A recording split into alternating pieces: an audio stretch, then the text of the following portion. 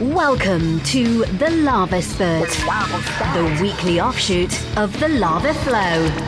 Channeling the flow of information to the libertarian, anarcho-capitalist, voluntarist, and agorist community.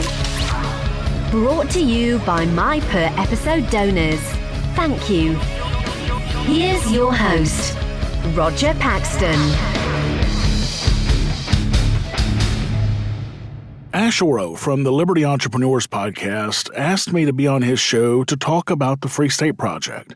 From my perspective as a member of the board of the Free State Project and the producer of PorcFest 15 and PorcFest 16 coming up. I really enjoyed this interview. Ashe is a great guy, and you really should check out his podcast, Liberty Entrepreneurs. So without further ado, here's the interview. You're listening to the Liberty Entrepreneurs Podcast, episode 86. What is the Free State Project? Let's go.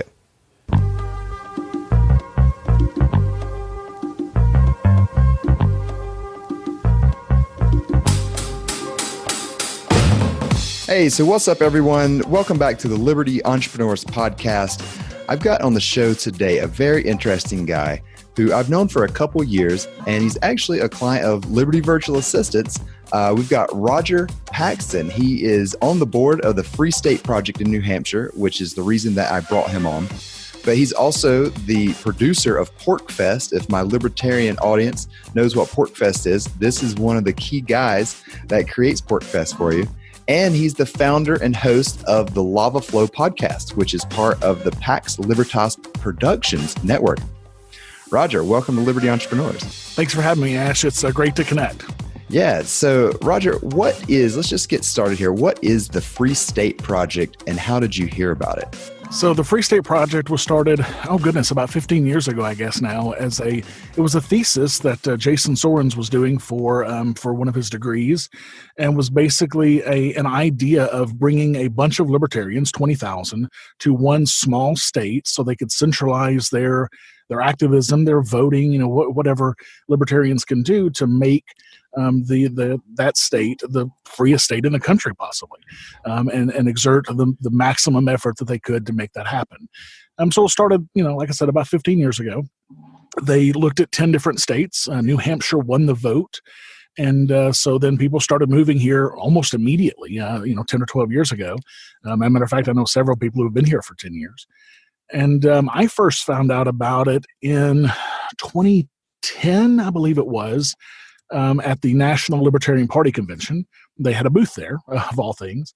And my wife and I were talking to the folks. And, I'm from Arkansas. I'm from the deep South. I'm from hot, humid, and that's what I loved, right? And I thought, there's no way I'm ever going to move to New Hampshire. It snows and it's cold. So I didn't think about it for years.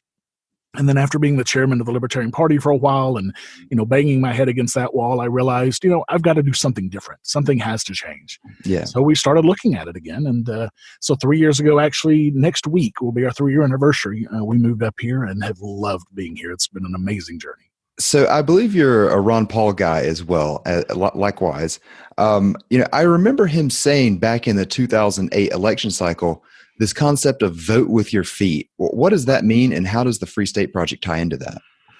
Well, libertarianism is a minority opinion, sadly. And in order to be able to affect libertarian change, we really have to vote with our feet and get these people in one central location. You're never going to have a libertarian government in Texas because they are just so outnumbered. The same with California, the same with, most states in the country. You're never going to affect enough change to really have liberty in your lifetime, which is the tagline for the Free State Project. So, getting 20,000 libertarians in New Hampshire, we can make a huge change. There are so many things going on in New Hampshire. New Hampshire has over 400 state representatives. So that means that the state rep to constituent ratio is extremely low. I can actually call my state rep on the phone and have a conversation with this person. Tell me where else in the world you can do that. Right. Almost nowhere. Yeah. And being able to affect change like that is so important. And that's why we're trying to get so many here. Yeah. And compare and contrast that with the federal government and your ability to actually affect change there. I have never actually been able to shake the hand of one of my representatives from the federal government ever. I've seen one or two from a distance, but that's the closest. And every once in a while, I'll get, when I was active in politics, I would get a form letter back if I sent an email to my representative. And that's about the interaction you get. And of course, that it's making no difference. You're not making any real change. Yep. Here, you can actually influence your representatives and make change. Yeah. And as a matter of fact, we have over 24 Free State Project members sitting in the state house as representatives right now. Oh, wow. Yeah. So you said about 200? About 24, a little over 24. Oh, 24. I was like, yes, 200. I wish it was That'd be awesome. 200. This would be a libertarian utopia if it were 200. Yeah, right. So how many libertarian type or like-minded, I don't even like to call people libertarian anymore. It's like free-thinking people who want to be left alone, people who believe in property rights, people who understand that governance on the local level is much more effective than governance when you start scaling up the chain up to the federal level, or heaven forbid we ever get a one world government of some sort, like they're testing out in the EU right now with having, the Brussels and every unelected bureaucrats meet in Brussels and try to represent, what has it been like for you as an entrepreneur to move to a place where you feel like you at least have some level of control over the governing body? Well, I'll be honest. I never even considered entrepreneurship before I moved here. I thought I was always going to be a corporate drone. I was a director of IT for healthcare companies, and I thought the best way to do that was to be a corporate drone and sit in a cube for 10 hours a day, and that was my life. And we moved up here, like I said, 3 years ago, and being around all of the entrepreneurship here just lit a fire in me, like a fire like I've never seen. And as a matter of fact, just right the week before PorcFest this year, I lost that corporate drone job. And because I'd been working on entrepreneurship and making things happen, it didn't matter. We're still making things happen. We're still, making that income. We're still, and now I'm living more free than I've ever lived in my life because I have that entrepreneurship lifestyle where I can stay at home, be with my kids, stop in the middle of the day and spend an hour watching Star Wars with my kids or whatever the case may be. My life is completely done a 180, and that's because of the entrepreneurship spirit in New Hampshire. There are so many libertarian businesses coming out of here. There's cryptocurrency businesses like Library. There are, regular mom and pop shops like a Route 11 Goods in Keene. There's, media companies. There's so many different libertarian type entrepreneurship companies in New Hampshire that if you're a liberty entrepreneur, New Hampshire is the place to be. Yeah. And so what is it? Have you been able to actually affect regulation to make it easier for entrepreneurs? Because, every regulation that the government puts on the books in some way, shape, or form restricts the freedom for an entrepreneur to create value and build their business. Absolutely. One of the big ones, probably the biggest last year, was New Hampshire, thanks to libertarians going and speaking to our representatives from Library that I mentioned, went and spoke at these hearings, Free Keene and different places. They are completely hands-off now in New Hampshire for cryptocurrency. There is no regulation for cryptocurrency in New Hampshire because of liberty entrepreneurs going and saying, hey, this is how we do business. You are going to cripple us if you put restrictions or regulations on cryptocurrency. New Hampshire, as far as I know, is the only state that is completely hands-off for cryptocurrency. Yeah. And when you say there's no regulation, there's no government regulation, we still have all the free market baked in regulation. Absolutely. Yeah. And I mean strictly government. Obviously some cryptocurrencies have more regulation than others, and, the market will decide on that. And I think that is absolutely the best way to do it. I prefer to use deregulated cryptocurrencies, and that's the way I do business. Yeah. Because let's follow that trail for a minute. Back in 2017, everyone was talking about ICOs, and a lot of people made a lot of money and a lot of people lost a lot of money. And as soon as people start losing money, then they start screaming for Big Brother to come in and start regulating things. But let's just think of, how does the marketplace regulate something like ICOs? New technology. Somebody doesn't really know exactly what it is. Most likely, the people screaming for regulation are the ones that are left holding the bag because they just tried to get rich. They didn't care about the tech. They didn't care about the community. The market regulates this activity. This is not value add activity in the marketplace. Pure trying to get rich quick is not really benefiting. Yes, okay, it's price discovery of these tokens. So I can appreciate someone thinking that the price that they're buying is less so than the price that they can sell for.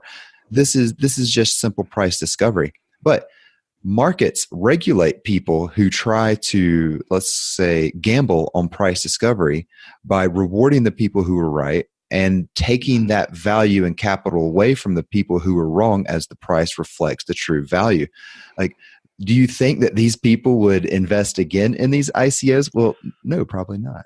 Well, and you mentioned that, they didn't care about the tech. They didn't care about the community. And that was the problem. They didn't investigate. They just heard, hey, this is a get-rich-quick scheme. I'm just going to jump in without looking at it at all and seeing what, chance it has of success or failure. And they learned their lesson really quickly. So, most of those people, you're right, will probably never jump back into cryptocurrency, at least until it becomes more mainstream. But certainly they won't be, trying to throw a bunch of money at ICOs that may or may not happen. I mean, have we actually seen a truly successful ICO yet? I mean, not really. And there's a lot of reason for that.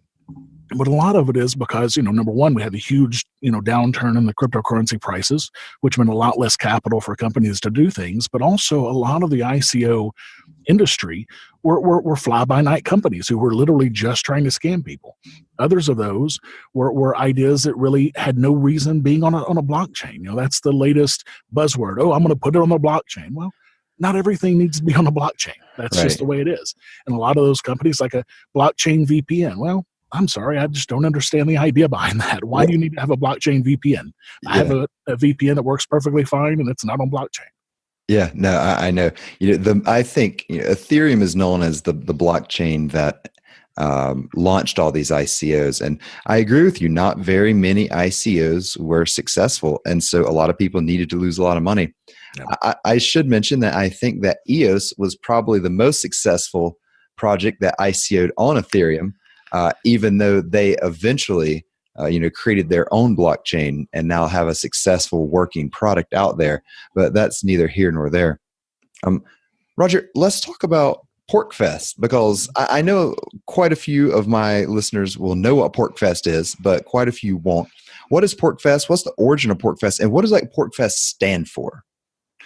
PorcFest stands for the Porcupine Freedom Festival, and this past summer in June we had our 15th annual PorcFest. PorcFest is basically a week of living our values. We all go out into the woods of New Hampshire at Rodger's campground, and we spend a week trading with each other voluntarily, spending time with each other, and just living a libertarian lifestyle. It's almost like an anarchist utopia. It's kind of what I like to liken it to, but that's what it is, because you've got a bunch of libertarians and anarchists together. And, a lot of people say it's the libertarian version of Burning Man, but it's really not, because a lot of Burning Man's great. I've never actually been, but I've heard it's amazing. But it basically has these communist undervalues. And whereas, you can't buy anything with actual money and all of that, whereas PorcFest is literally like an anarchist utopia. You can buy almost anything you can imagine, from food to, any kind of cryptocurrency to camping supplies. I mean, you name it, you can buy it there. Even some, illicit substances, possibly, allegedly. And you can only illicit in the government's terms. Right, only illicit through one corporation, aka the government's opinion. Right. But anyways, absolutely, the biggest monopoly, absolutely.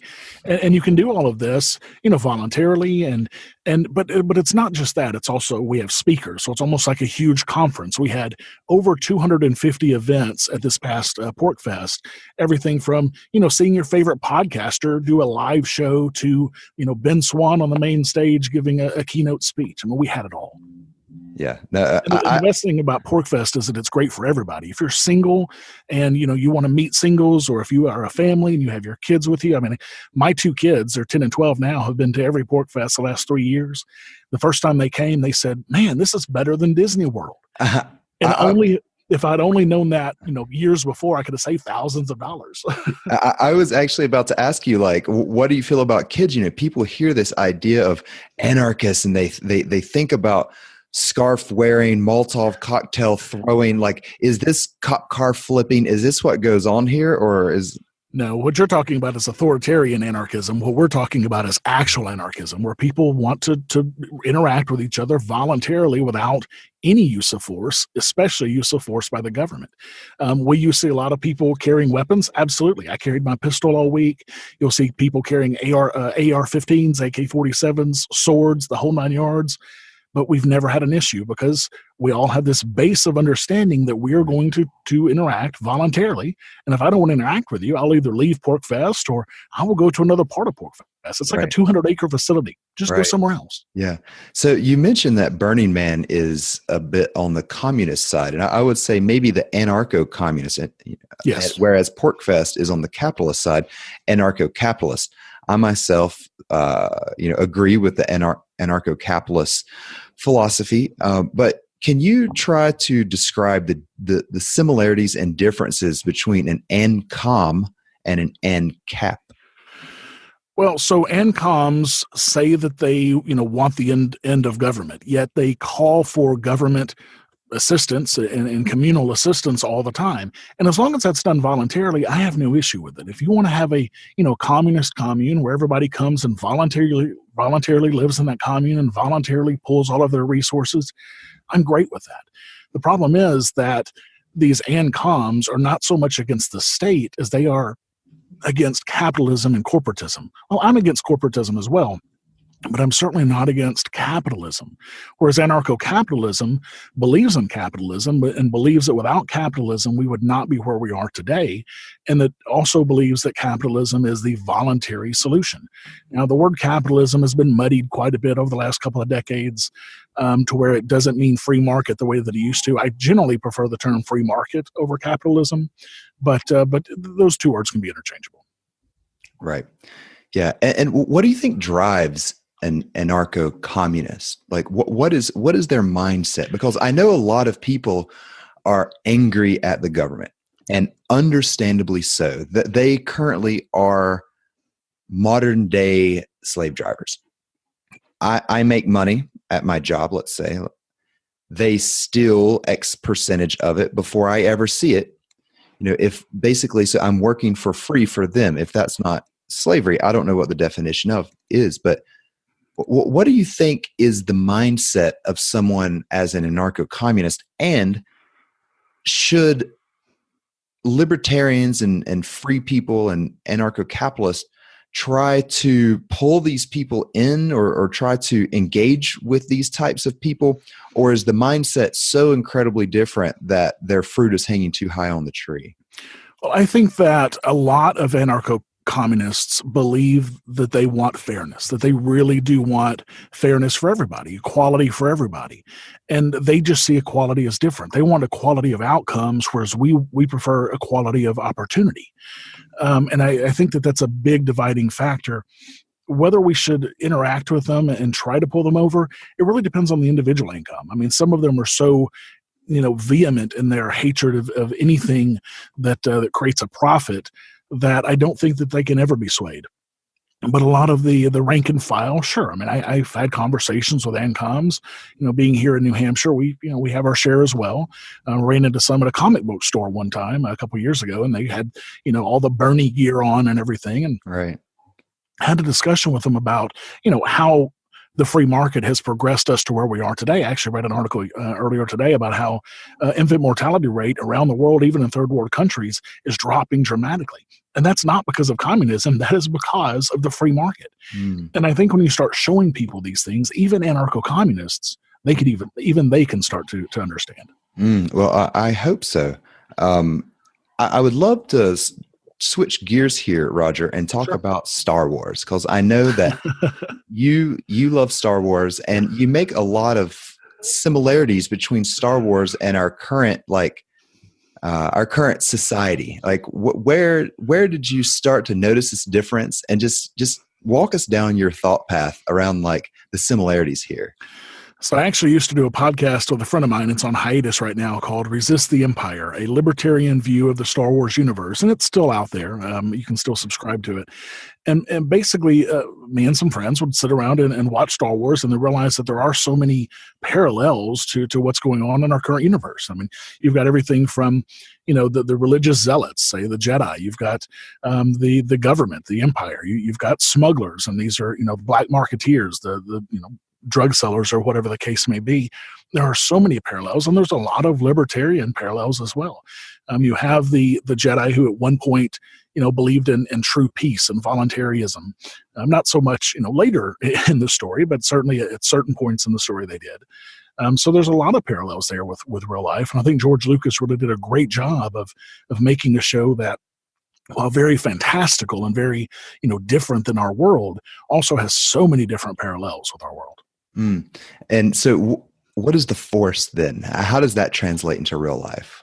Well, that's a great question. I'm not certain that anybody can answer that, but to me, the Force is more of a guiding premise. And to me, the Force would be similar to the non-aggression principle. While it's not fantastical and supernatural, it's a guiding principle, a guiding light that leads people to true voluntary interaction. I don't believe in the supernatural. I don't believe in, mystical forces, but, it's great to fantasize about, I guess. Yeah. But could the Force also be seen as the desire to use aggressive force? It depends. I mean, if you're a Sith or if you're a Jedi, I guess. If you're a Sith, then absolutely. You want to tap into that force to, take advantage of others and to exert force and power over them. Absolutely. Yeah. So tell us about your podcast a bit, because I think Pax means peace, doesn't it? Yeah, so Pax, my last name Paxton, that's where I pulled the Pax from. Paxton actually means son of peace. And so Pax Libertas is Peace, Liberty Productions. And that is, we now have 7 podcasts on the show, everything from, like I mentioned, the Resist the Empire. We have an anarcho-Christian podcast for Christian anarchists. And we have the Big L podcast, which is my latest one with Karen Ann Harlos, where she digs into the minutia and the what's going on in the Libertarian Party, the National Libertarian Party. So it's kind of an unofficial look into what's going on in that party. And we've got the NCAP Barbershop and Essential Libertarianism. We've got a lot of different shows. My main show, the flagship show that I've been doing for almost 4 years now, is the Lava Flow, and that stands for Libertarian, Anarcho-capitalist, Voluntarist, Agorist. And it's basically where I take the news of the week. I give you, philosophy, voluntarist philosophy, and then I break down some of the news items that the mainstream media are ignoring, or that even main libertarian podcasts are ignoring. I, get into these more esoteric topics. And then, I do a third segment every episode, anything from, statists are going to state. And, I break down something that a statist said, on TV or something. And yet another bad cop, where I get into some story about where the cops are yet again abusing somebody else. And so definitely check it out at paxlibertas.com. Yeah. And how did you get involved with the whole libertarian scene, or how did you start thinking like a liberty entrepreneur? So I first started, the first time I heard of libertarianism, I was 19 or 20, so this was probably 95, 96. And a friend of mine said, "Hey, you've got to check out this Ron Paul guy." I was like, "Oh yeah, he's pretty cool. He's got some great ideas, but oh man, he wants to make drugs legal. He wants to, not have borders. He wants to end the wars. He's great on some things." Right. And then I just forgot about it for a while. And then after George Bush, that's when I really was like, okay, something's got to give, because if he's a conservative, I'm not a conservative, right? Right. If George Bush believes in liberty, then I certainly, there's a problem here. Yeah. So I started looking into, what real liberty truly was.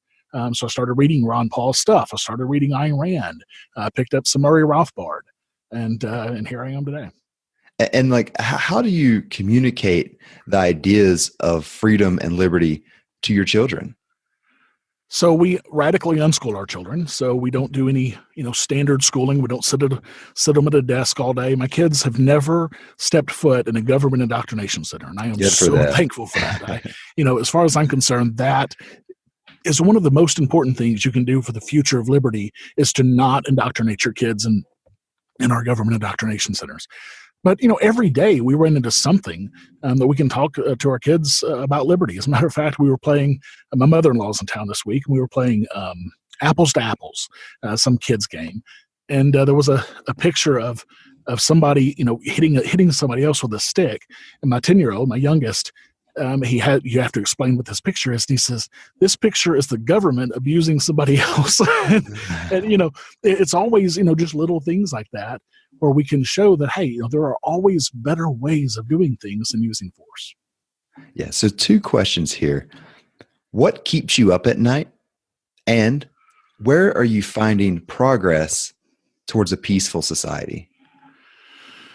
So what keeps me up at night, being a father and a husband, and of course, recently losing my job, trying to keep everything together has been, it's been a challenge. Now, we've been doing just fine, but it's a whole new realm for me. It's a whole new universe for me.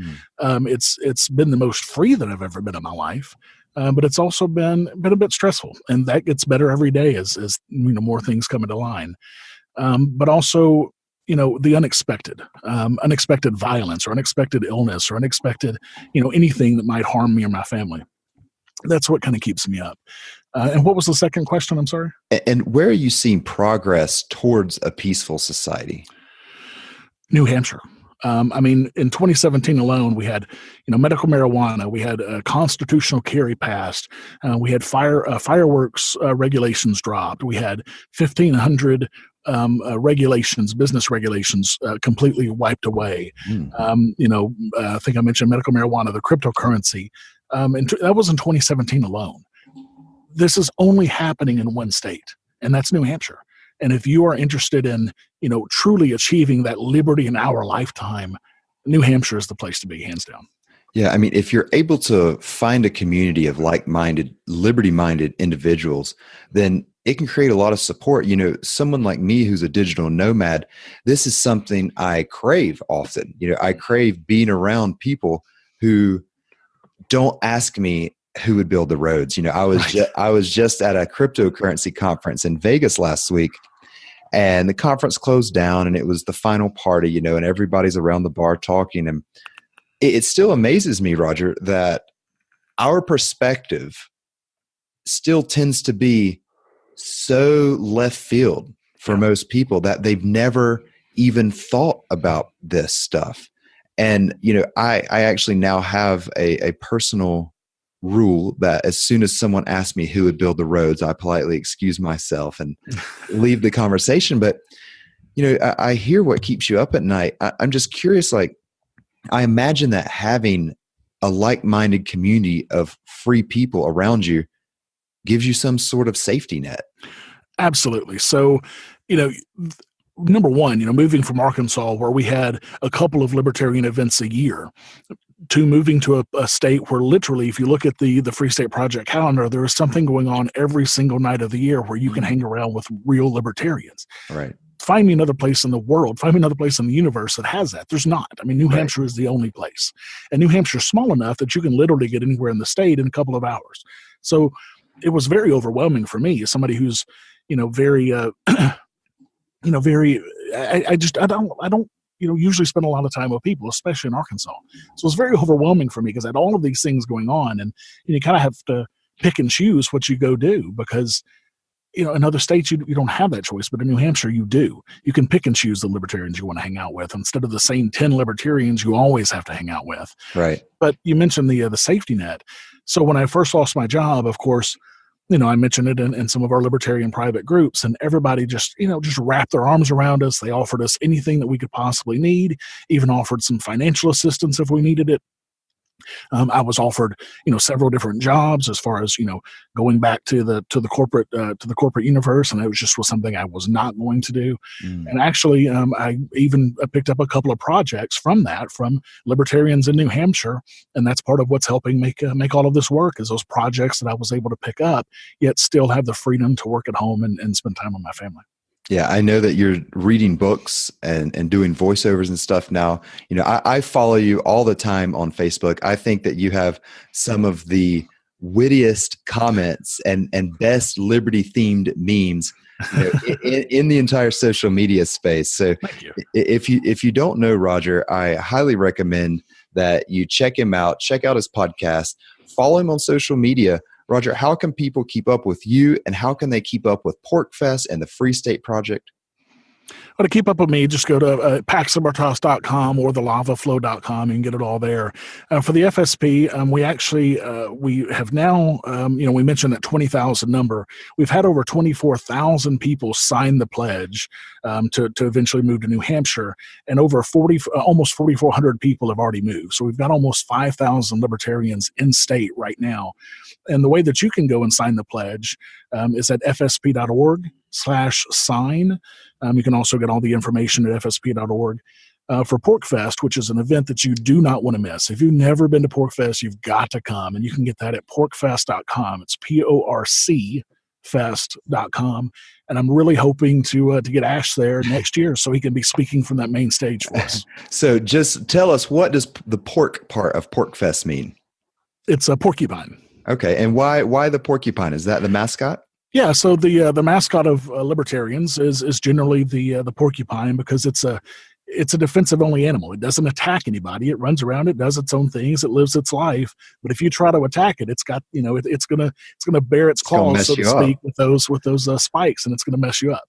Right. So that's kind of our mascot. Yeah, and I knew that. I wanted to make sure my audience knew that. Softball. We got the porcupines over here. The porcupine over here in the libertarian camp, and the honey badger in the crypto camp. I think those are two amazing animals. I don't know who's going to screw with either one of those. Absolutely. Rodger, you are a liberty entrepreneur through and through. I really appreciate what you're trying to do out here. We're both this build freedom type of people, and I definitely consider you part of my circle. Even though we've never hung out in real life, Rodger, Not yet. Not yet. We will. I have so much respect for you and what you're doing, and the energy and ideas that you put out in the world. I absolutely love it. So if I can help you in any way, please contact me. You've got all my details. Yeah, and I want to mention that because a lot of starting listening to your show was a huge help when I wanted to become an entrepreneur here in New Hampshire, and Liberty VAs. I mean, I literally could not do what I do without my VA, Mike. He is amazing. He's done a great job for me. He's actually taking next week off because he's going on vacation. I'm like, oh my God, what am I going to do without this guy? Because he's so great. So, I mean, your podcast and your company, Liberty VAs, has been a huge help. So everybody, please, if you need some very inexpensive, help with just about anything you could imagine, definitely check out Liberty VAs. Well, I thank you for that plug there, Rodger. So until next time, everyone, you know what to do. Keep building freedom. See ya.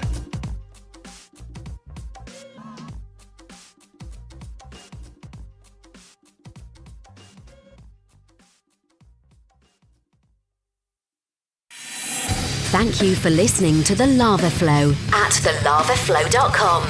Don't miss an episode. Subscribe now at thelavaflow.com/subscribe. This has been a Pax Libertas Productions podcast.